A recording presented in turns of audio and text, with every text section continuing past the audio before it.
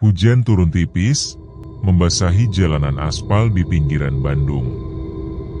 Di dalam sebuah kafe kecil yang mulai sepi, 5 anak muda duduk melingkar di sudut ruangan. Mereka bukan sekadar teman, mereka satu tim dalam kanal YouTube yang sedang naik daun, uji nyali skuad. Malam itu, mereka baru saja selesai membahas ide untuk konten berikutnya. Raffi, sang pemimpin dan otak ide-ide gila, mengetuk meja pelan. Gue udah bilang, kalau mau trending lagi, kita butuh lokasi baru. Bukan sekolah, bukan kuburan. Harus yang belum pernah dipakai siapapun. Tommy, yang selalu bawa kamera kemanapun, menguap malas. Udah semua tempat kita datengin, Vi. Mau nyari apa lagi? Rumah angker aja udah kayak warung kopi sekarang. Dari seberang meja, Nanda memainkan sendok di gelasnya. Ia paling pendiam di antara mereka, tapi malam itu ia tampak gelisah. Ada satu tempat, katanya lirih. Tapi kalau benar yang orang bilang, tempat itu bukan buat main-main. Semua mata menatapnya. Rumah sakit Melati, lanjut Nanda. Rumah sakit jiwa di daerah Cisarua. Tutup sejak 1999 gara-gara kebakaran dan kasus pasien hilang.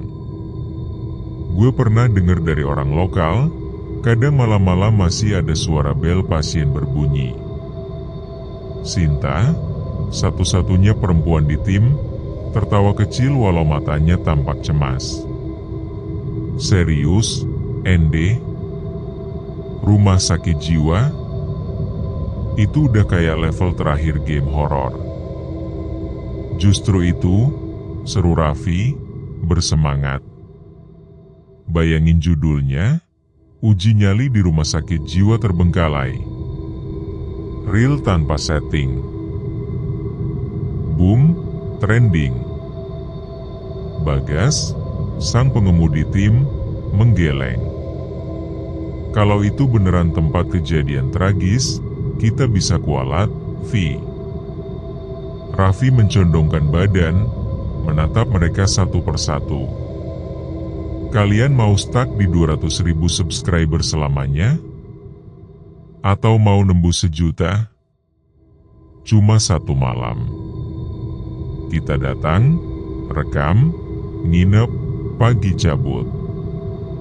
Easi. Hening beberapa detik. Tiba-tiba ponsel Nanda bergetar di meja. Pesan masuk dari nomor tak dikenal. Kalau kalian berani, datanglah malam ini ke rumah sakit Melati. Gerbangnya akan terbuka sendiri. Nanda terdiam. Ia menatap layar ponselnya, wajahnya memucat. Gue bahkan belum ngomong nama tempatnya di depan siapa-siapa, bisiknya. Sinta mencoba tertawa, meski suaranya bergetar. Paling fans lo iseng, Ende. Tommy mengambil ponsel itu dan membaca ulang pesannya. Nomornya nggak aktif. Gak ada tanda sinyal. Gila. Raffi justru makin bersemangat. Berarti beneran di tempatnya spesial. Udah, jangan kebanyakan mikir. Kita jalan jam 11. Gue mau lihat sendiri apa yang disembunyikan rumah sakit itu. Malam makin larut. Jalanan menanjak ke arah perbukitan Cisarua diselimuti kabut. Mobil tua milik Bagas melaju pelan, hanya diterangi sorot lampu kuning. Serius lo, Vi? Gumam Sinta. Kita bahkan gak tahu koordinat pastinya. Tenang, gue udah dapat pin lewat pesan tadi, jawab Raffi sambil menatap layar GPS. Cuma tinggal 5 menit lagi. Tommy menyalakan kamera di kursi belakang. Buat intro dulu, guys. Nih, 3, 2, 1, action. Raffi langsung berubah ekspresi, memasang wajah percaya diri. Halo guys. Sekarang jam 23.48 dan kita lagi di perjalanan menuju tempat paling angker di Bandung, Rumah Sakit Melati. Konon katanya, semua pasien dan dokternya hilang waktu kebakaran 20 tahun lalu. Malam ini, kita bakal uji nyali semalaman di dalam. Nanda hanya diam, menatap keluar jendela. Dalam kabut tipis, ia melihat siluet bangunan besar, hitam, tanpa cahaya. Ketika mobil mereka berhenti di depan gerbang besar yang berkarat, jam digital di dashboard menunjukkan pukul 00 tepat. Dan seperti sesuai janji pesan misterius itu, gerbang berderi perlahan, membuka sendiri. Sinta langsung memegangi lengannya, tubuhnya menggigil. Vi, lo lihat nggak? Itu gerbangnya. Nggak ada angin, tapi kebuka sendiri, potong Nanda, suaranya serak. Raffi tersenyum puas. Perfect. Ini baru uji nyali beneran. Mereka keluar dari mobil. Suara jangkrik berhenti seketika, seolah alam pun menahan napas. Udara di sekitar rumah sakit terasa dingin aneh, menusuk tulang. Bangunan itu berdiri megah tapi busuk, sebagian dindingnya mengelupas, jendela-jendela retak seperti mata-mata yang mengintip dari kegelapan. Di atapnya, papan nama berkarat masih terbaca samar. Rumah Sakit Melati. Tommy mengarahkan kameranya ke arah pintu depan. Shot ini keren banget, tapi kok kayak ada bayangan di jendela lantai 2, ya? Semua menoleh. Kosong. Tapi di kamera, bayangan itu masih terlihat. Perempuan bergaun pasien rumah sakit, berdiri diam, menatap mereka dari balik kaca pecah. Kabut makin tebal. Hujan rintik jatuh seperti jarum halus di atas tanah yang berlumut. Mobil tua Bagas berhenti tepat di depan gerbang besar berkarat. Tulisan pudar di papan logam di atasnya masih bisa terbaca samar. Rumah Sakit Melati, didirikan tahun 1972. Sinta menggigil, memeluk tubuhnya sendiri. Vi, kita beneran masuk ke sini, bisiknya pelan. Raffi turun dari mobil, senter di tangan. Ya jelas, Sin. Lihat tuh gerbangnya, kebuka sendiri. Gila banget. Ini bakal jadi opening paling keren di channel kita. Tommy sudah menyalakan kameranya, merekam dari balik jendela mobil. Gila, ini kayak film, sumpah. Tapi, lo yakin bukan ada orang yang isengin kita, Vi? Raffi berjalan pelan ke depan gerbang yang terbuka setengah. Logamnya berderit, menimbulkan gema aneh di tengah malam sunyi. Ia mendorongnya perlahan, dan suara sereyek itu terdengar panjang sekali, seolah ada yang menarik dari sisi lain. Lihat, kata Raffi sambil tersenyum menantang. Kayak nyambut kita. Sinta menelan ludah. Gue nggak suka ini, Vi. Dari tadi hawa di sini aneh banget. Kayak dinginnya bukan karena cuaca. Nanda turun terakhir. Ia menatap tanah di depan gerbang, lalu berjongkok. Di sana, terlihat bekas lumpur hitam mengeras, dan sesuatu yang tampak seperti jejak kaki. Bukan hanya satu, tapi puluhan. Jejak kaki kecil dan besar, saling tumpang tindih, semuanya mengarah ke dalam. "Nih, lihat," kata Nanda pelan. Jejak kaki, tapi nggak ada yang keluar. Bagas yang dari tadi diam akhirnya bersuara. "Udahlah. Kita ambil foto bentar, abis itu cabut. Gue nggak yakin mobil bisa start lagi kalau terlalu lama di sini." "Justru itu, Bas. Kalau cepat, kita gak dapet feel-nya," balas Raffi. Ia mengambil kamera dari Tommy, lalu berdiri di depan gerbang, wajahnya setengah diterangi senter. Jam 12:15. Kita baru aja sampai di rumah sakit Melati, dan gerbangnya kebuka sendiri begitu kita datang. Gak ada orang, gak ada suara. Tapi hawa dingin kayak ngikutin dari tadi. Ini bukan editan, guys. Kabut berputar pelan di sekitar kaki mereka, seolah tertarik pada cahaya. Mereka mulai berjalan masuk ke halaman rumah sakit. Bangunan besar itu menjulang di depan mereka. Dinding kusam, cat mengelupas, jendela pecah seperti mata kosong yang mengawasi. Di sisi kanan, ambulans tua tertutup lumut, pintunya setengah terbuka. Sinta berjalan paling belakang. Ia terus menoleh ke arah gerbang, merasa seperti ada yang mengintip dari balik kabut. Tiba-tiba, dari arah atap rumah sakit, terdengar bunyi dentingan kecil. Seperti lonceng. Ting, ting, ting. Semua menoleh serentak. "Lo denger gak?" tanya Sinta. "Lonceng," sahut Bagas. "Kayak suara bel pasien." Di rumah sakit jiwa, biasanya mereka pasang bel di kamar pasien biar perawat bisa datang, gumam Nanda tanpa sadar. Tapi, tempat ini udah tutup 20 tahun, kan? Suara itu berhenti. Sunyi lagi.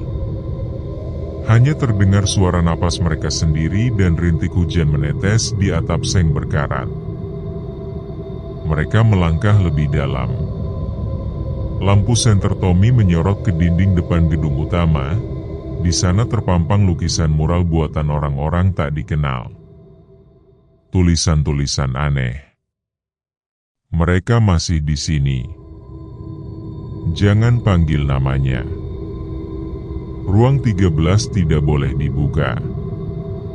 Sinta mendekat, menyorot satu tulisan yang tampak lebih baru dari lainnya, merah segar, menetes ke bawah seperti cat yang belum kering. Tapi saat disentuh ujung jarinya, cairan itu lengket dan hangat. Sinta terdiam. Wajahnya pucat. "Vi, ini bukan cat." Semua mendekat. Di bawah cahaya senter, mereka sadar dinding itu berlumur darah segar, masih menetes perlahan ke lantai tanah. "Gak mungkin," bisik Tommy. Ia mundur 2 langkah, kamera masih menyala. Gak ada hewan, gak ada orang. Tapi darah dari mana? Nanda mendongak ke atas, menyorot langit-langit. Dari celah atap bocor, terlihat noda hitam menetes ke bawah. Ia menahan napas, lalu berkata lirih, "Itu bukan bocor hujan, itu netes dari lantai 2. Raffi, bukannya takut, malah tersenyum kaku. "Kita lanjut. Gue pengen lihat dari dekat." Kamera on terus. Sinta menatapnya tajam. "Lo gila ya? Kita harusnya keluar." Tapi sebelum siapapun bisa bergerak, terdengar suara berat dari arah dalam rumah sakit. Seperti gerbang besi lain yang tertutup keras. Braaak.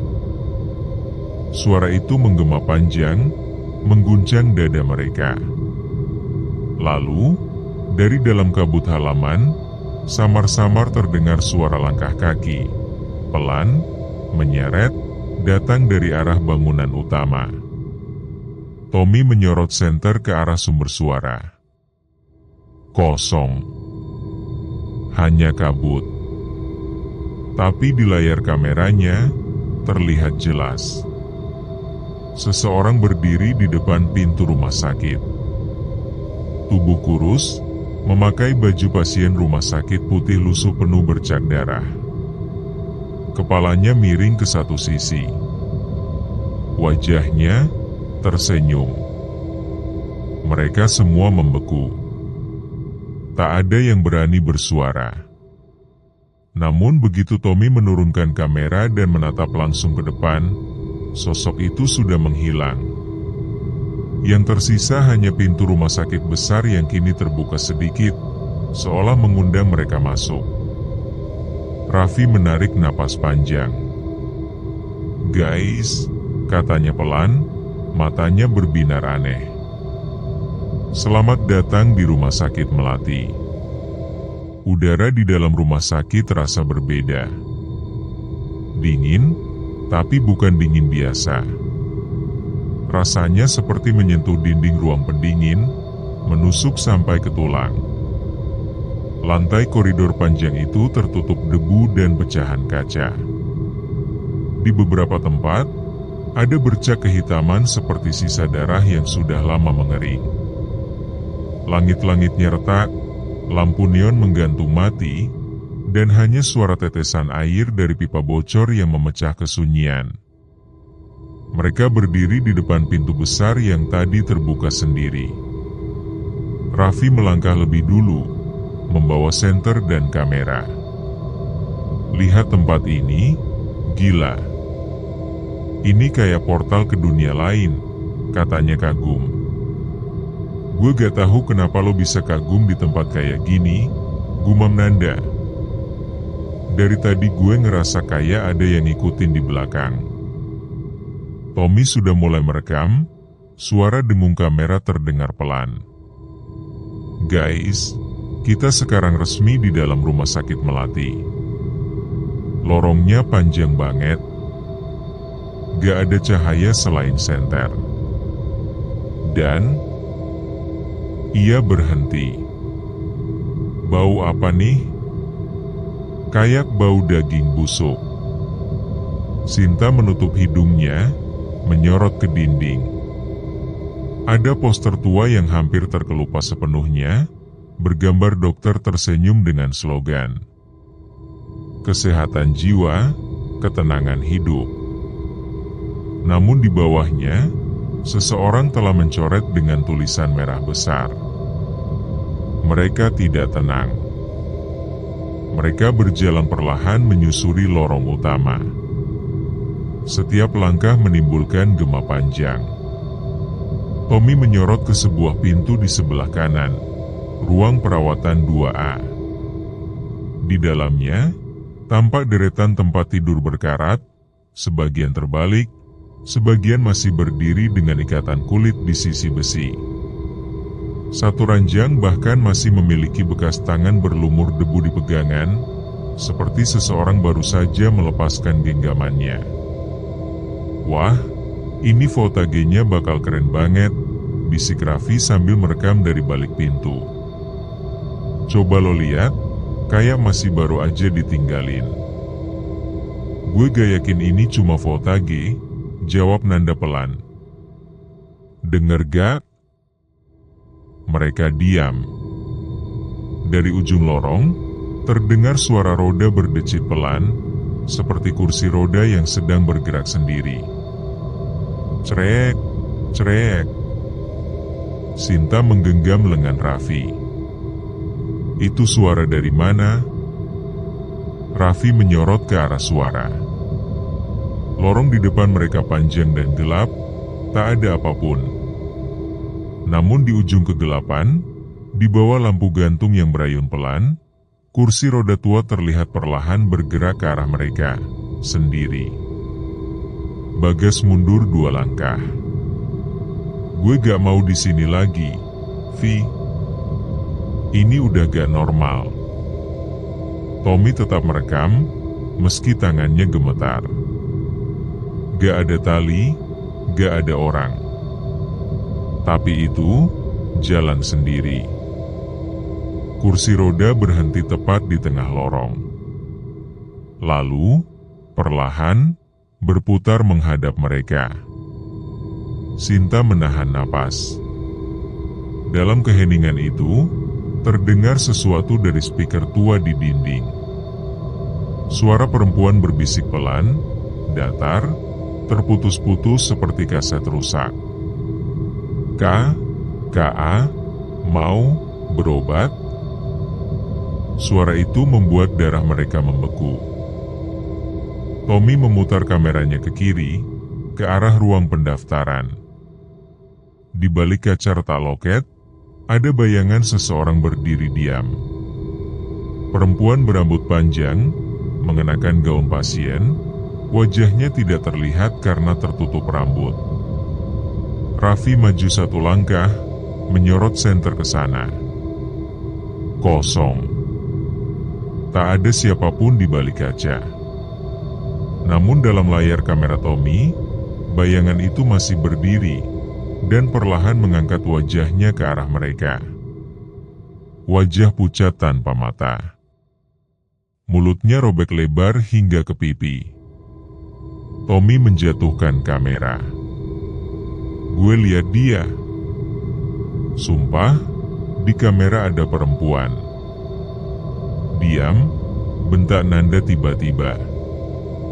Ia menatap ujung lorong dengan mata melebar.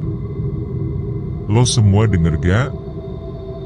Suara langkah kaki berat mulai terdengar, pelan tapi pasti, mendekat dari arah tangga.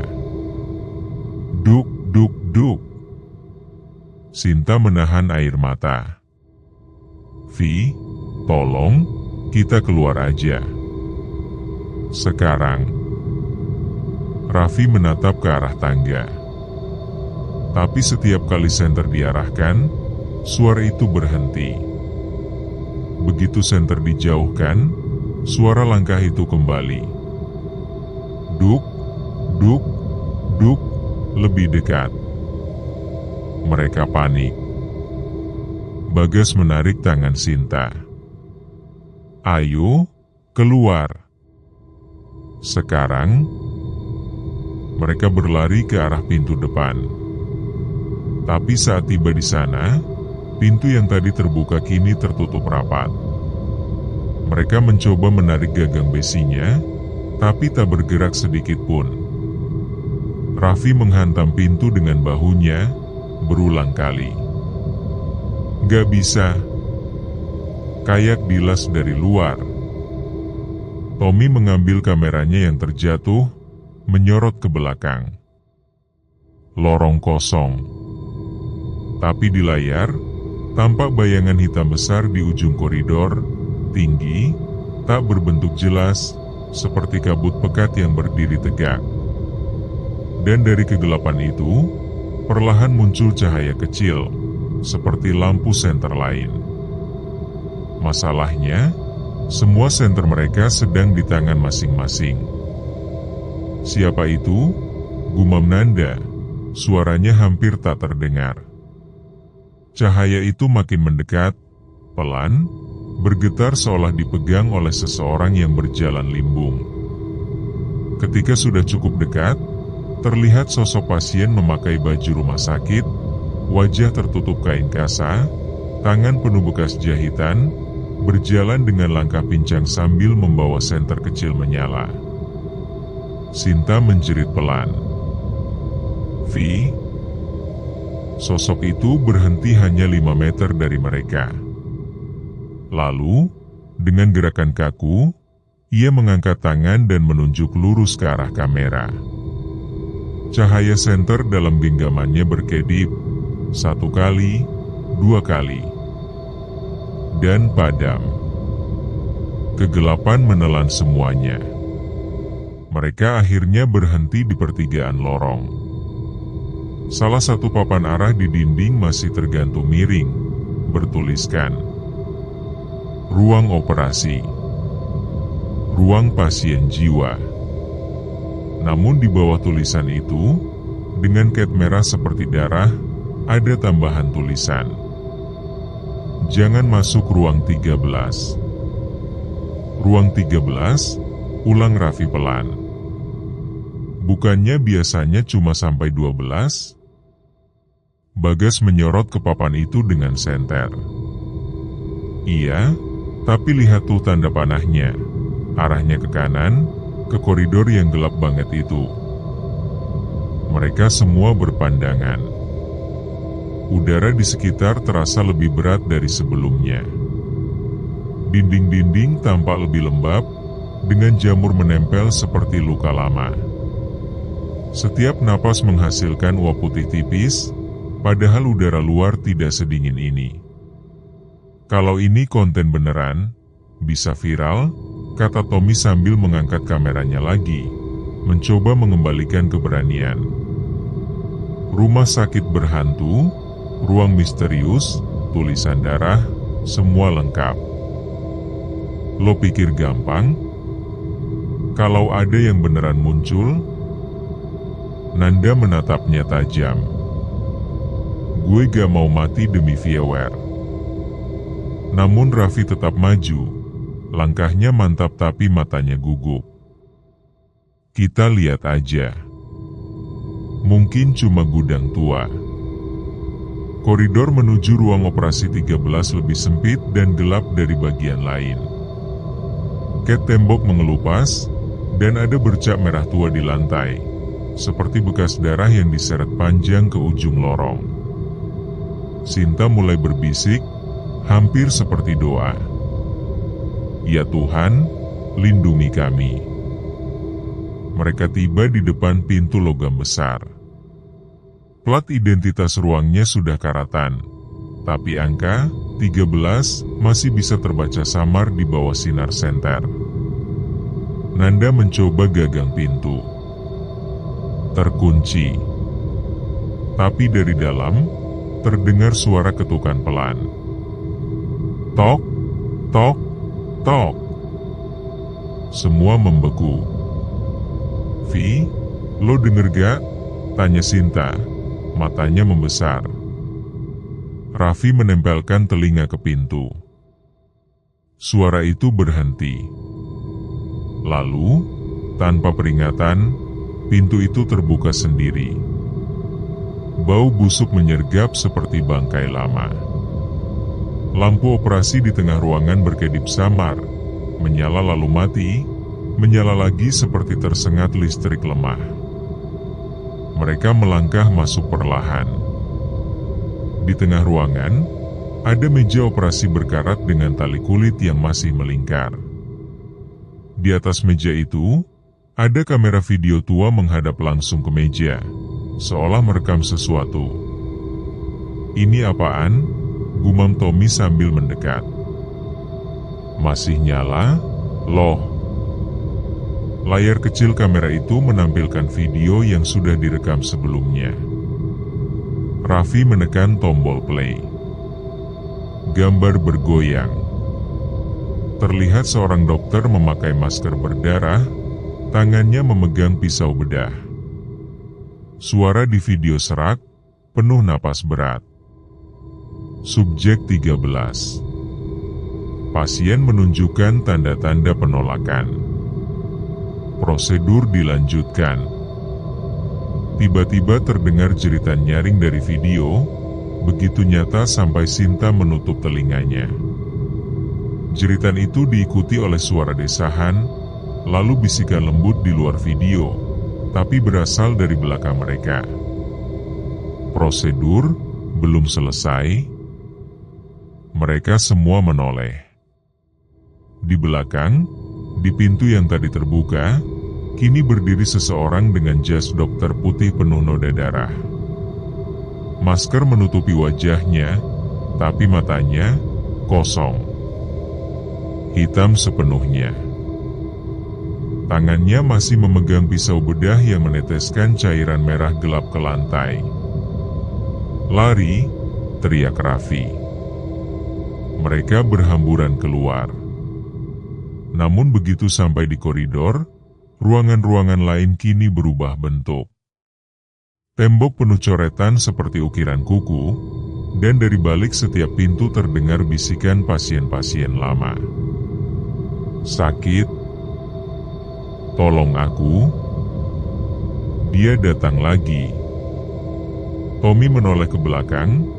Pintu ruang 13 kini menutup pelan, tapi dari celahnya, tangan berdarah menyembul keluar, mencoba meraih udara. Mereka berlari terus tanpa arah. Sinar senter bergetar, napas memburu. Lorong terasa makin panjang, tak berujung. Sampai akhirnya mereka berhenti di persimpangan. Sinta menangis, suaranya pecah. "Kita gak bisa keluar. Pintu tadi hilang. Semua lorongnya berubah." Raffi mencoba menenangkan, tapi matanya juga mulai panik. "Tenang, kita cari tangga darurat. Biasanya dekat ruang operasi pasti ada akses keluar." Namun di ujung lorong, dari balik kegelapan, muncul suara roda berputar lagi. Kursi roda yang sama, tapi kali ini ada seseorang duduk di atasnya. Gaun pasien robek, wajahnya penuh bekas jahitan, dan matanya kosong. Ia berhenti tepat di depan mereka, lalu perlahan mengangkat jarinya ke bibir, berbisik pelan. "SSTT, pasien masih tidur." Lampu operasi di belakang mereka menyala sendiri dengan cahaya putih menyilaukan. Suara mesin berdengung. Dan dari arah ruang 13, terdengar langkah kaki si dokter kembali. Lorong rumah sakit kini terasa seperti labirin. Dindingnya berubah, cat putih pucat tadi kini tampak kehijauan, seperti dinding ruang operasi yang baru saja dicat basah. Padahal mereka tahu, tempat ini sudah puluhan tahun ditinggalkan. Sinta berpegangan pada Raffi, tubuhnya gemetar. "Vi, kita harus keluar sekarang. Tolong, gue gak kuat lagi." Raffi menatap sekeliling, lalu menoleh ke Tommy. "Mana kameranya? Kita bisa lihat rekaman dari tadi. Mungkin kita bisa tahu jalan keluarnya." Tommy, yang masih gemetar, menyalakan kamera kecil di tangannya. Layar LCD berkedip, menampilkan gambar dari rekaman beberapa menit sebelumnya, saat mereka masih di lorong utama. Namun tiba-tiba, gambar di layar bergerak sendiri. Rekaman itu bukan lagi mereka. Yang muncul di layar adalah 4 orang lain, berpakaian seperti perawat dan dokter dari era 90-an, berjalan di lorong yang sama, mendorong brankar dengan seseorang di atasnya. Subjek masih sadar, suara dalam rekaman itu terdengar serak. "Perintah dokter, lanjutkan ke ruang operasi 13. Sinta menatap layar dengan ngeri. "Ini bukan kita. Tapi kenapa di tempat yang sama?" Tommy memperbesar tampilan. Di sudut ruangan, terlihat pantulan kaca. Dan di pantulan itu, mereka bisa melihat diri mereka sendiri, berdiri di tempat yang sama, sedang menonton rekaman itu. "Ini gila," bisik Nanda. "Kamera ini kayak terhubung ke masa lalu." Namun sebelum Raffi sempat menjawab, layar kamera mulai bergetar hebat. Suara aneh muncul, seperti bisikan ribuan orang. Gambar berubah, kali ini memperlihatkan meja operasi dengan seseorang yang terikat di atasnya, menjerit tanpa suara. Wajahnya kabur, tapi tubuhnya menggeliat seolah merasakan sakit luar biasa. Dan di sisi meja, Ada bayangan dokter yang sama, pisau bedah di tangan, bergerak pelan ke arah dada pasien. Tiba-tiba, Tommy menjatuhkan kamera. Aku lihat dia lagi di belakang lo, Vi. Raffi menoleh cepat. Kosong. Namun suara napas berat terdengar dari arah belakang mereka. Pelan, berat, ritmis, seperti seseorang memakai masker operasi, mengatur napas sebelum membedah. SSHHH, hahaha, SSHHH, hahaha. Lampu senter mulai redup satu persatu. Dari ujung lorong, cahaya merah samar menyala, seperti lampu indikator dari ruangan operasi. Cahaya itu memancar keluar, menyorot siluet seseorang berdiri di tengah lorong. Siluet itu perlahan melangkah mendekat. Semakin dekat, semakin jelas, itu dokter yang sama dari rekaman kamera, tapi kini hadir di depan mereka. Wajahnya berlumuran darah, masker robek menampakkan mulut penuh jahitan, dan dari dalam tubuhnya terdengar suara detak jantung yang tidak wajar. Subjek berikutnya ditemukan. Raffi menarik tangan Sinta dan berlari. Mereka masuk ke ruang perawatan di sebelah kiri, menutup pintu, menahan napas. Tommy menyalakan kamera lagi, tapi kali ini layar gelap total.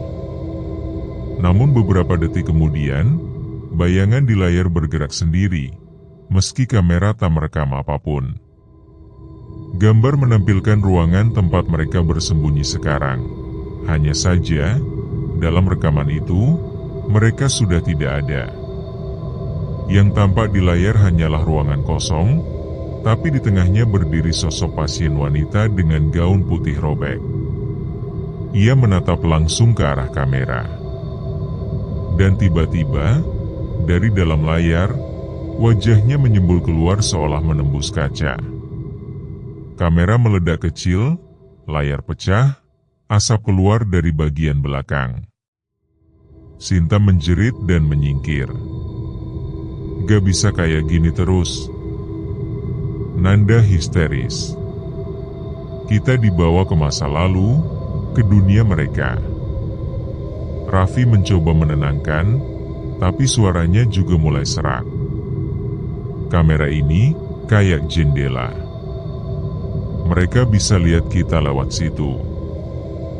Tommy menatap serpihan kamera di lantai, lalu pelan-pelan menyadari sesuatu.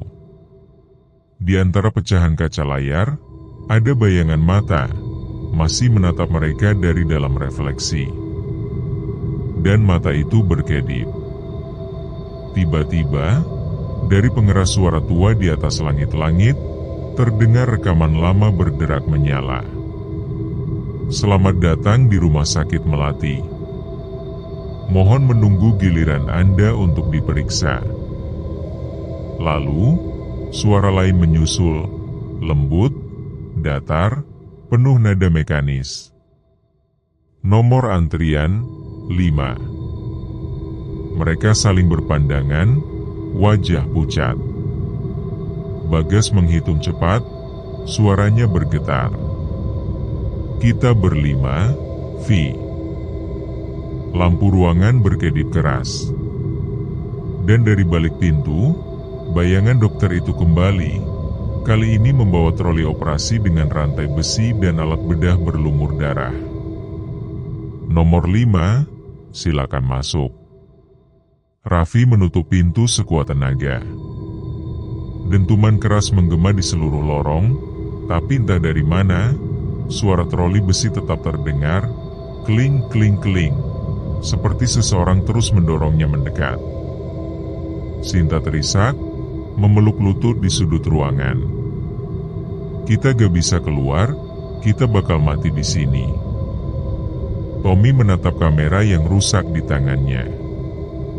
Layar pecah, tapi lampu indikatornya masih berkedip merah. Mesin di dalamnya bergetar pelan, seolah ada sesuatu yang masih hidup di sana. Gue gak ngerti, katanya dengan suara serak. Kamera ini rusak, tapi kayak ada yang ngerekam sendiri. Raffi mengambilnya, menatap layar yang retak. Gambar samar muncul di antara garis-garis statis. Mereka berlima, berdiri di ruangan yang sama. Tapi, ada sesuatu yang aneh. Sinta tidak ada di sana. Mana Sinta? Tanya Nanda, napasnya memburu. Mereka menoleh ke arah Sinta di sudut ruangan. Ia masih di sana, menggigil, menangis. Tapi di layar kamera, tempatnya kosong. Jangan main-main, teriak Sinta ketakutan. Kenapa gue gak ada di situ? Tommy memperbesar gambarnya. Tepat di tempat Sinta duduk, di layar kamera tampak bayangan samar perempuan lain, mengenakan baju pasien, menunduk, rambut panjang menutupi wajah. Dan pelan-pelan, bayangan itu mengangkat wajahnya, menunjukkan wajah Sinta sendiri, tapi dengan mata hitam kosong dan bibir dijahit. Kamera mendadak padam. Sinta menjerit, tubuhnya bergetar hebat, lalu terhenti. Mereka semua panik. Raffi mengguncang bahunya. Sinta, bangun. Hei. Tubuhnya dingin. Matanya terbuka lebar, tapi kosong, seperti tak melihat apapun. Lalu, dari speaker di langit-langit, suara perempuan lembut terdengar lagi. Pasien 4 selesai diobservasi. Suasana hening mencekam. Hanya suara degup jantung yang berat, entah dari siapa. Bagas mundur pelan. Kita harus keluar. Sekarang. Mereka berlari ke lorong belakang, melewati pintu bertanda, dokter jaga. Ruangan itu dipenuhi map kuno dan foto-foto pasien. Salah satu map bertuliskan, data pasien uji klinis 13, subjek, tidak tercatat. Raffi membuka map itu. Halaman pertama menampilkan foto lama, 5 orang muda, berdiri di depan rumah sakit dengan wajah tersenyum. Tommy menarik napas keras. Itu, kita. Tapi foto itu tampak tua.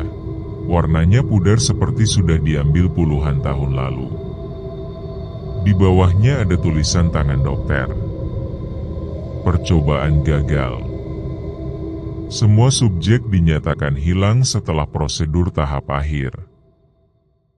Lampu ruangan tiba-tiba padam. Hanya satu cahaya merah kecil menyala dari kamera yang kini tergeletak di meja.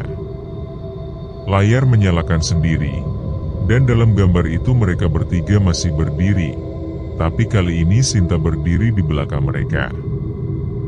Gue gak mau lihat lagi, ujar Nanda pelan. Gue gak mau. Namun sebelum sempat menjauh, dari dalam kamera terdengar bisikan. Nanda. Dia tertegun. Bisikan itu datang lagi, kali ini lebih dekat. Gilirannya kamu. Kamera berguncang hebat, lalu meledak suara keras, dan Nanda menghilang. Benar-benar lenyap, tanpa darah, tanpa jejak. Yang tersisa hanya bau obat dan udara dingin menggigit. Bagas menjerit histeris. Udah cukup. Udah cukup. Ia memukul dinding, tapi dinding itu bergetar seperti berdetak. Setiap kali ia pukul, dinding mengeluarkan suara berat, seperti detak jantung raksasa. Tommy menatap Raffi dengan mata kosong. Lo sadar gak, Vi, dari tadi semua yang hilang itu sesuai urutan kita masuk rumah sakit tadi? Raffi menelan ludah. Berarti selanjutnya, dia menatap Bagas. Bagas mundur panik. "Jangan, Vi. Jangan ngomong gitu." Tapi dari pengeras suara itu kembali, pelan dan dingin. "Pasien 5 siap dioperasi." Lampu di lorong menyala satu persatu, menuntun mereka ke arah pintu operasi. Raffi tahu mereka sedang diarahkan. Ia mencoba menahan Bagas yang mulai menjerit, tapi sesuatu menarik kakinya dari bawah lantai, menyeretnya perlahan. Bagas menendang-nendang, tapi lantai itu seperti hidup, menelan tubuhnya sedikit demi sedikit. Sebelum kepalanya tertelan, ia sempat berteriak, "Vi, keluar dari sini." Lalu, sunyi. Kini tinggal Raffi dan Tommy. Kamera jatuh di lantai, merekam mereka dari bawah.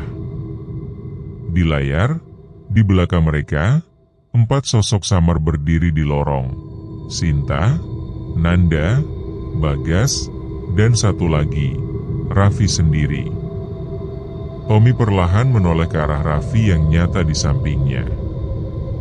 "Vi," suaranya bergetar. "Kalau itu lo di dalam kamera." Ia tidak sempat melanjutkan.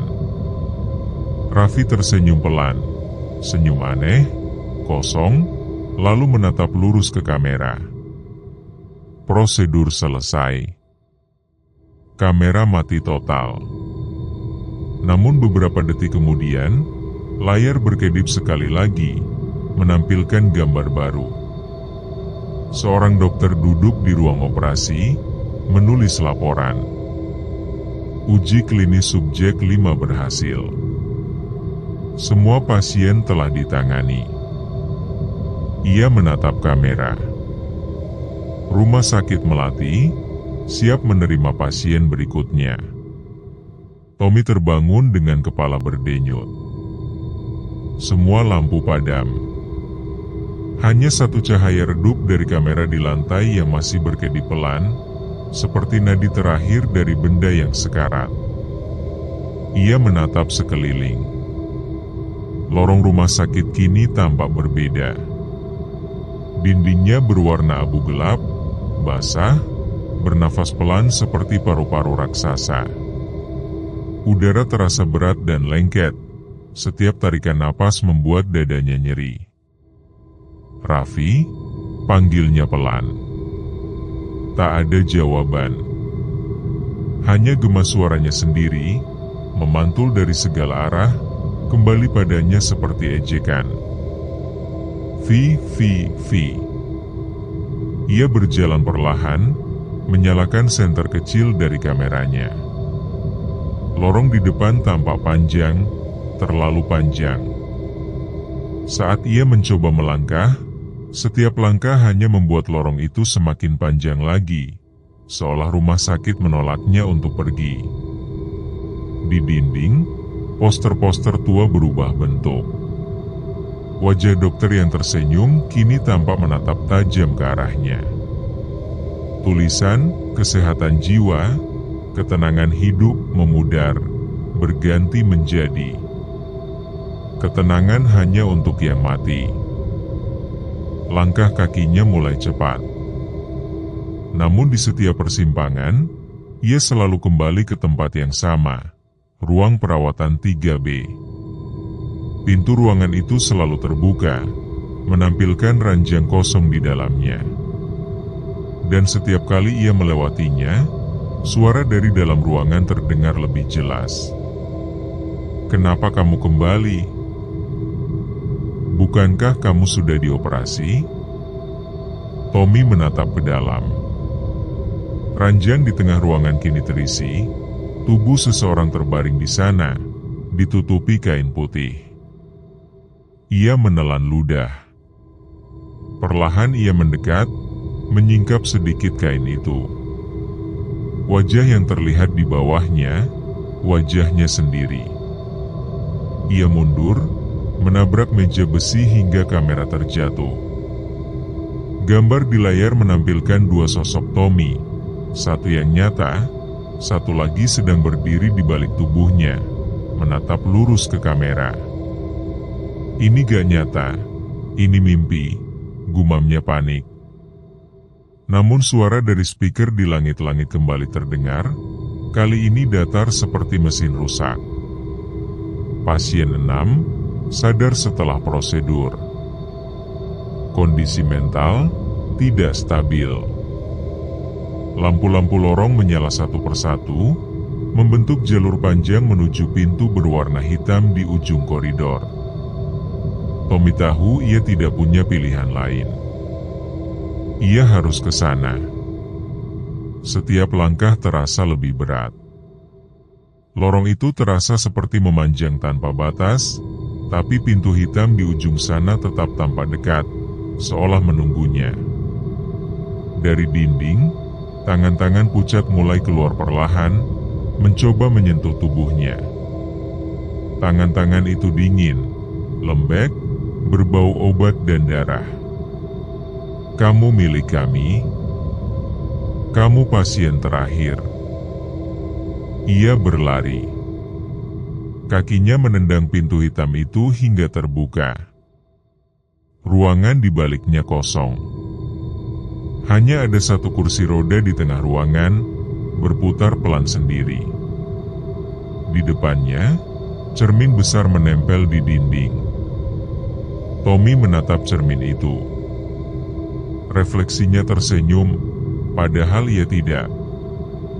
Siapa lo? Suaranya bergetar. Refleksi itu menjawab tanpa suara, tapi bibirnya membentuk kata yang sama seperti yang selalu ia dengar sejak awal. Pasien. Cermin itu retak. Dari celah retakan, muncul tangan berdarah yang mencengkeram lehernya dan menariknya masuk. Ia menjerit, tubuhnya ditelan kaca. Tiba-tiba ia terlempar ke lorong lain. Kali ini terang, bersih, seperti rumah sakit yang baru dibuka. Perawat dan dokter lalu lalang tanpa memperhatikannya. Ia menatap ke sekeliling dengan panik. Tolong! Ada yang bisa dengar gue? Tak ada yang menoleh. Namun di ujung lorong, ada meja pendaftaran dengan resepsionis perempuan berwajah datar. Ia menatap Tommy, lalu tersenyum tipis. Selamat datang di Rumah Sakit Melati. Silakan isi formulir pasien baru. Di atas meja, ada selembar kertas. Nama, Tommy. Status, pasien rawat inap tidak boleh keluar. Tommy memundurkan langkah, ketakutan. Tapi di belakangnya, lorong yang tadi terang kini kembali menjadi gelap dan panjang. Ia berlari, tapi setiap kali menoleh, ruangan itu selalu berubah. Ruang operasi, ruang perawatan, ruang jenazah, dan lagi-lagi lorong yang sama. Akhirnya ia berhenti, kehabisan napas. Dari kejauhan, terdengar suara kursi roda berdecit, semakin dekat, semakin cepat. Crek, crek, crek. Ia menoleh, dan di ujung lorong, duduk di kursi roda itu, semua temannya, Raffi, Sinta, Nanda, dan Bagas. Wajah mereka pucat, mata kosong, tersenyum dengan kepala miring. Kamu akhirnya datang. Kita udah nunggu di sini. Kursi roda itu berhenti tepat di depan Tommy. Mereka semua menatapnya bersamaan. Raffi membuka mulutnya perlahan. Sekarang giliran lo yang gak boleh keluar. Lampu lorong padam total. Hanya suara monitor detak jantung terdengar perlahan, semakin pelan, lalu berhenti. Tommy terbangun lagi. Entah untuk yang keberapa kali. Kepalanya terasa berat, tubuhnya dingin. Ia kini berada di sebuah ruangan gelap dengan satu-satunya cahaya datang dari bawah pintu besi tua di depannya. Suara gemerisik terdengar dari balik pintu itu, seperti bisikan orang banyak, tapi terlalu pelan untuk dipahami. Dari sela bawah pintu, asap tipis keluar dan membentuk kabut yang bergerak pelan, seperti hidup. Di dinding, ada tulisan samar-samar dari darah kering. Jangan buka pintunya. Dunia sebelah belum siap menerimamu. Tommy menggenggam kameranya. Layar masih menyala, menampilkan gambar dirinya sendiri, tapi gerakannya di layar tidak sama dengan yang ia lakukan. Refleksi di kamera menatapnya dan menunjuk ke arah pintu. "Kamu harus keluar dari sini," bisik suara dari speaker kamera. Tapi bukan lewat pintu itu. Tommy gemetar. "Siapa lo?" Namun suara itu hanya tertawa pelan, berubah jadi bisikan banyak orang, bertumpuk-tumpuk, membentuk kalimat yang sama. "Kami semua pernah di sini. Dan kami semua membuka pintunya." Ia menatap pintu itu lagi. Dari balik celah bawahnya, muncul bayangan kaki-kaki yang berjalan pelan. Satu langkah, dua langkah, lalu berhenti tepat di depan pintu. Hening. Tiba-tiba, ketukan keras terdengar. Tok! Tok! Tok! Tommy tersentak mundur. Namun rasa penasaran yang menghantui pikirannya lebih kuat dari rasa takut. Ia meraih gagang pintu, bergetar. Udara di sekitarnya berubah dingin mendadak. Lampu kamera berkelip cepat. Sebelum ia sempat berpikir panjang, ia mendorong pintu itu terbuka. Di baliknya, bukan lorong, bukan ruangan, melainkan hamparan gelap seperti langit malam yang terbalik. Tanahnya dari debu hitam, dan jauh di atas sana, terlihat rumah sakit yang sama, melayang terbalik, seperti cerminan dunia lain. Suara-suara tangisan dan tawa bersamaan terdengar dari segala arah. Tommy melangkah pelan ke dalam, menahan napas. Di tengah kegelapan itu, ada pintu putih berdiri sendirian. Di atasnya tertulis, "Ruang pasien terakhir." Ia tahu nama itu. Ia sudah pernah mendengarnya dari rekaman yang mereka temukan. Saat ia mendekat, sesuatu muncul di sekelilingnya, sosok-sosok pasien dengan baju rumah sakit, tubuh mereka setengah transparan. Mereka menatap Tommy dengan mata kosong, bibir bergerak tanpa suara. Beberapa di antara mereka menunjuk ke pintu putih itu. Yang lain menangis. "Jangan ulangi kesalahannya. Kamu masih bisa kembali." Namun suara lain yang lebih berat, lebih gelap, terdengar dari balik pintu putih.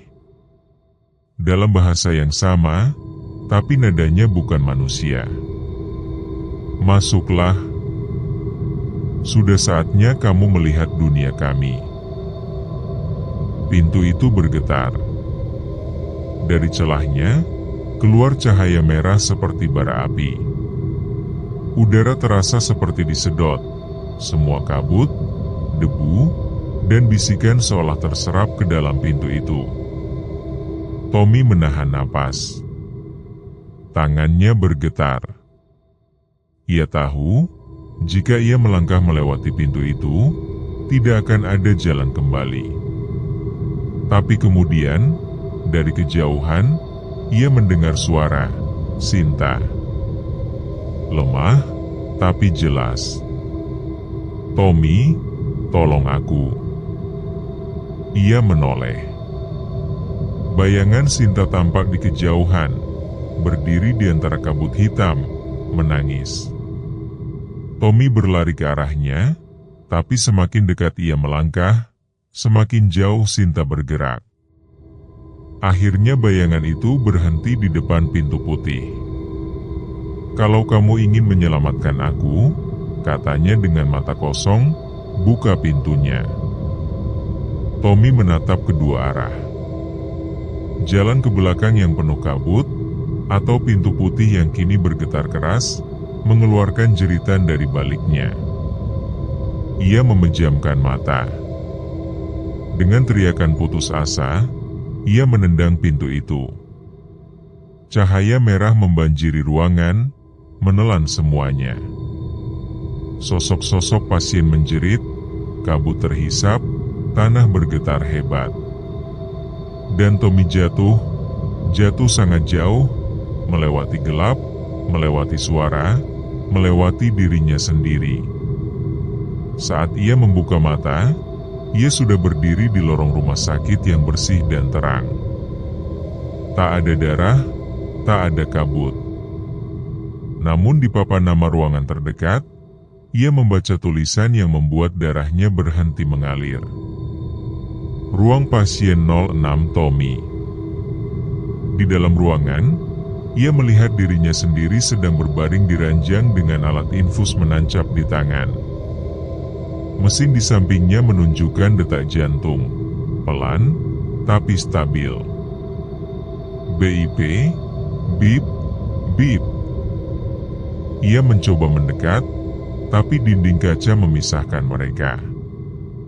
Dan di balik pantulan kaca itu, ia melihat puluhan wajah lain. Raffi, Sinta, Nanda, Bagas, menatapnya dari dunia sebelah. "Kamu sudah buka pintunya, Tommy. Sekarang kamu bagian dari kami." Cahaya di ruangan padam. Dan dari dalam kaca, tangan-tangan itu muncul lagi, menariknya masuk ke dalam dunia yang tidak pernah membiarkan siapapun keluar. Langkah Tommy bergema di lantai putih yang licin. Lorong di depannya tampak baru, bersih, steril, tapi sunyi. Bau disinfektan yang menyengat menusuk hidungnya, bercampur dengan aroma besi berkarat. Ia menoleh ke kanan. Satu pintu berdiri di sana, pintu logam besar dengan tanda merah bertuliskan "Ruang Operasi Utama Dr. Hadi". Nama itu terasa familiar. Ia pernah mendengarnya dari rekaman lama yang mereka temukan di ruang arsip. Rekaman yang menyebut percobaan terakhir pasien 06. Dan di dalam dada Tommy, rasa takut yang menumpuk mulai berubah menjadi kepingan ingatan yang kembali perlahan. Tommy mendorong pintu itu pelan. "Heng!" Pintu terbuka, dan bau anyir darah lama langsung menyeruak. Lampu-lampu gantung di langit-langit berayun pelan, menciptakan cahaya yang bergerak seperti denyut jantung. Di tengah ruangan, ada meja operasi. Dan di atasnya, tergeletak tubuh manusia. Tertutup kain putih, tapi bagian bawahnya masih meneteskan darah segar ke lantai. Tommy menelan ludah. Ia mendekat, dengan tangan gemetar menyingkap sedikit kain itu. Wajah yang tampak di bawahnya membuatnya hampir pingsan. Itu wajahnya sendiri. Tidak mungkin. Ia mundur beberapa langkah, tapi tiba-tiba, monitor detak jantung di sebelah meja menyala sendiri. Layar hitam berubah hijau, menampilkan gelombang hidup. BIP, bip, bip. Suara lembut muncul dari speaker di atas ruangan, terdengar seperti seseorang sedang berbicara lewat rekaman lama. Pasien 6, operasi terakhir dimulai. Tujuan, mengembalikan kesadaran antara dunia mati dan hidup. Dokter Hadi memimpin prosedur. Tommy menatap ke sekeliling.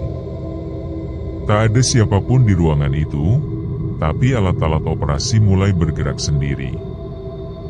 Gunting bedah terangkat, pisau bedah bergetar, dan lampu sorot operasi menyorot tepat ke arah meja itu. Suara langkah sepatu terdengar dari lorong luar. Pelan, berirama, seperti langkah seseorang yang sudah terbiasa dengan ruang ini. Tommy menoleh ke arah pintu.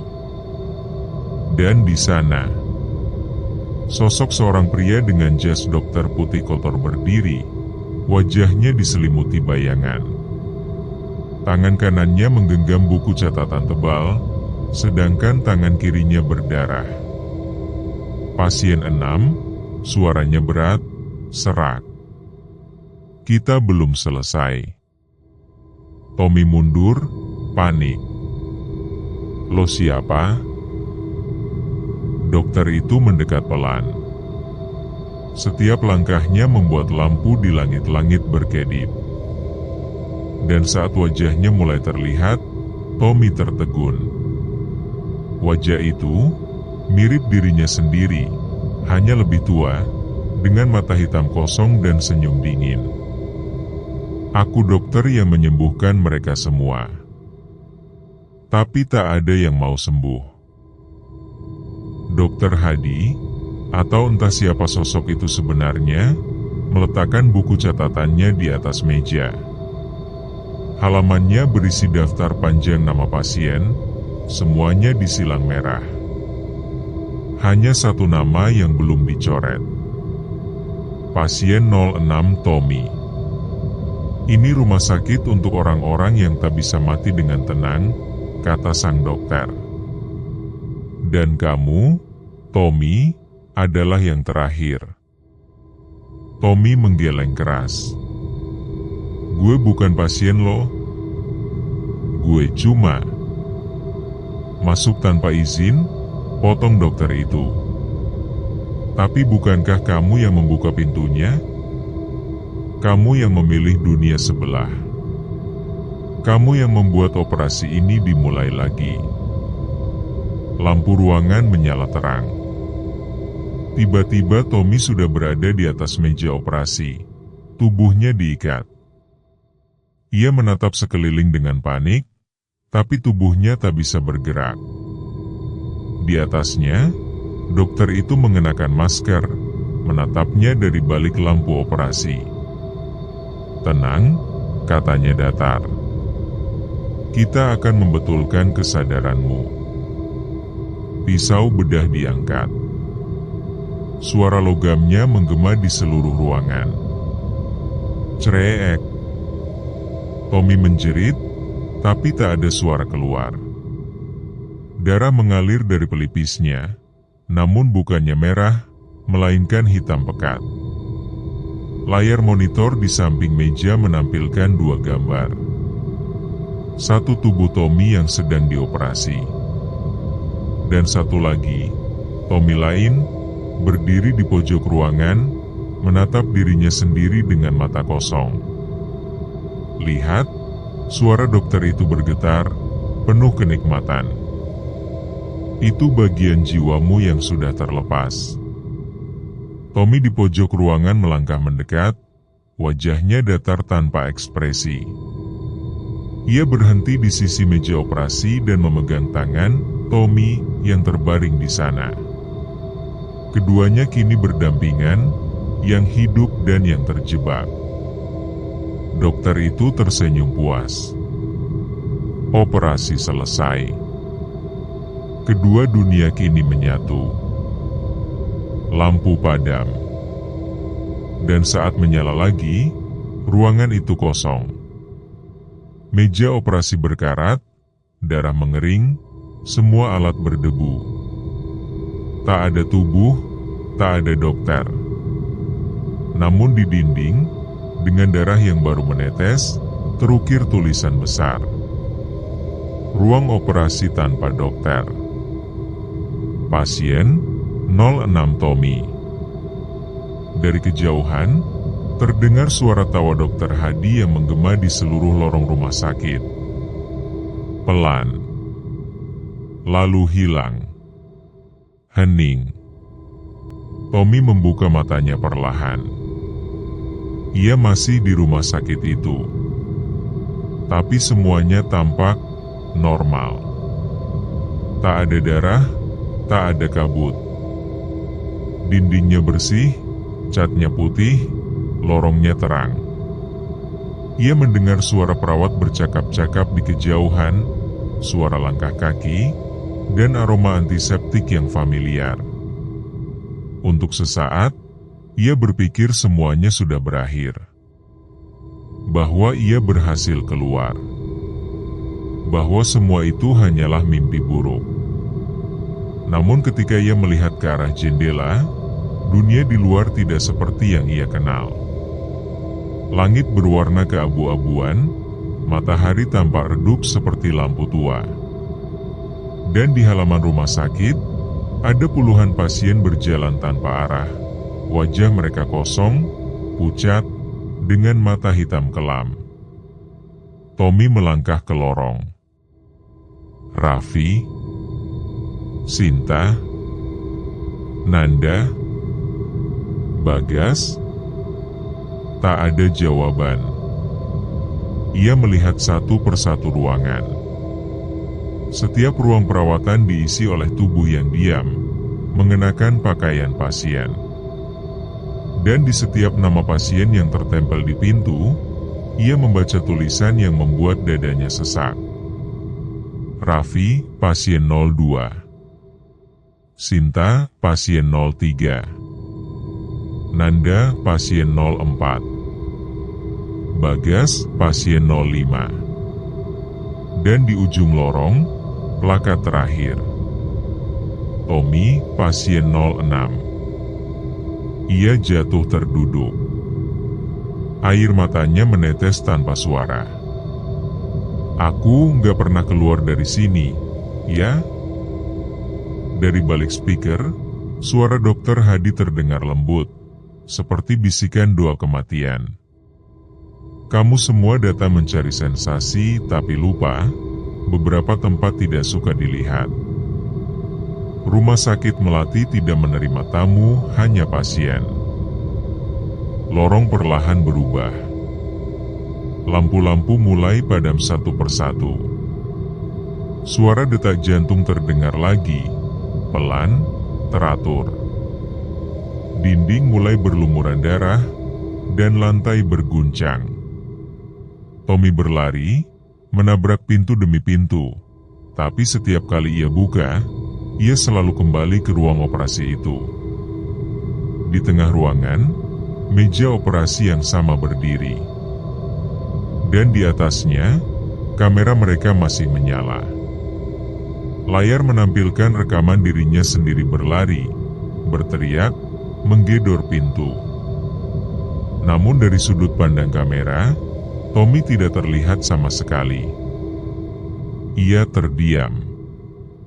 Tangannya gemetar saat mengambil kamera itu. Dan ketika ia melihat ke layar, bayangan wajahnya muncul perlahan. Tapi kali ini, kulitnya pucat, matanya hitam, bibirnya tersenyum. Kamu udah di sisi yang benar sekarang, kata suara di dalam kamera. Sekarang giliran mereka yang datang. Tommy menatap ke arah pintu keluar rumah sakit yang samar-samar terlihat di kejauhan. Ia mulai berjalan. Langkahnya berat, seolah lantai menahannya untuk pergi. Setiap meter ia tempuh, lampu di belakangnya padam total. Dan begitu ia sampai di depan pintu keluar, pintu itu terbuka sendiri, memperlihatkan jalan raya gelap dengan kabut tipis. Ia tersenyum lemah, melangkah keluar. Namun begitu ia keluar, suara di belakangnya terdengar lagi. Tok! Tok! Tok! Ia menoleh. Rumah sakit itu kini tampak tua, kotor, dan terbengkalai seperti sebelumnya. Tak ada tanda kehidupan, hanya papan berkarat bertuliskan Rumah Sakit Melati, ditutup sejak 1998. Tommy memegang kamera dan menyalakannya. Layar bergetar. Dan di sana, terlihat dirinya dan keempat temannya baru tiba di depan gerbang, persis seperti malam pertama mereka datang. Namun kali ini, posisi kamera berbeda. Gambarnya diambil dari dalam rumah sakit. Tommy menatap rekaman itu, matanya membesar. Ia perlahan menurunkan kamera, menatap sekeliling, dan menyadari ia tidak berdiri di luar. Ia masih di dalam. Pintu besi di belakangnya menutup pelan. Cereaak. Klik. Cahaya dari luar lenyap. Dan hanya satu kalimat muncul di layar kamera, tertulis dengan darah segar. Tidak ada jalan pulang. 4 tahun telah berlalu sejak hilangnya 5 anak muda di kawasan Cisarua. Kasus itu sempat menjadi perbincangan hangat di media lokal, namun perlahan tenggelam, tanpa satupun jawaban pasti. Polisi hanya menemukan mobil mereka di pinggir jalan, sekitar 200 meter dari Rumah Sakit Melati, bangunan tua yang telah ditutup sejak 1998 setelah kebakaran misterius. Tidak ada tanda perlawanan, tidak ada darah, tidak ada jejak apapun, seolah mereka lenyap begitu saja. Hingga suatu pagi di bulan September, seorang pemburu konten urban legend bernama Reno Prasetyo mengunggah video baru di kanal YouTube-nya. Judulnya sederhana, Rekaman dari Rumah Sakit Melati. Video berdurasi 14 menit itu memperlihatkan Reno dan timnya masuk ke area rumah sakit terbengkalai itu. Dindingnya sudah runtuh sebagian, atapnya bolong, namun di salah satu ruang operasi, mereka menemukan sebuah kamera tua yang masih utuh, merek Handycam tahun 2010-an. Ketika mereka menyalakannya, tanpa alasan yang bisa dijelaskan, baterainya masih penuh. Dan di layar muncul tanggal rekaman, 24 Juni 2021. Reno memutar rekaman itu di tempat. Awalnya hanya gelap, disertai suara napas cepat dan langkah kaki. Kemudian muncul wajah seorang pemuda berkeringat, menatap langsung ke kamera. Kalau ada yang nemuin ini, katanya pelan, jangan datang ke sini. Tolong, jangan buka pintunya. Lalu layar bergetar keras, suara jeritan terdengar, dan rekaman terhenti. Video itu langsung viral. Komentar membanjiri unggahan Reno, sebagian yakin itu palsu, sebagian lagi mengaku melihat sesuatu di latar belakang video. Beberapa penonton mengklaim melihat bayangan 5 sosok berdiri di belakang Reno. Salah satunya tersenyum, memegang kamera yang sama. 2 hari setelah video itu diunggah, akun Reno menghilang. Channel YouTube-nya terhapus, dan semua arsip kontennya lenyap tanpa jejak. Nomor teleponnya tak aktif, dan teman-temannya mengatakan ia pergi untuk syuting di Cisarua, dan belum kembali. Pihak kepolisian kembali menutup area rumah sakit itu. Namun setiap malam Jumat, warga sekitar sering melihat cahaya lampu kecil di dalam bangunan, seolah ada seseorang sedang merekam sesuatu. Kadang terdengar suara dari dalam. Tes-tes suara masuk. Rekaman masih jalan. Jangan buka pintunya. Dan jika seseorang berani mendekat ke pagar karat itu, mereka bisa melihat sesuatu yang tak seharusnya. Bayangan 5 orang berdiri di depan gerbang, dengan satu kamera yang masih menyala. merefleksikan wajah orang yang melihatnya.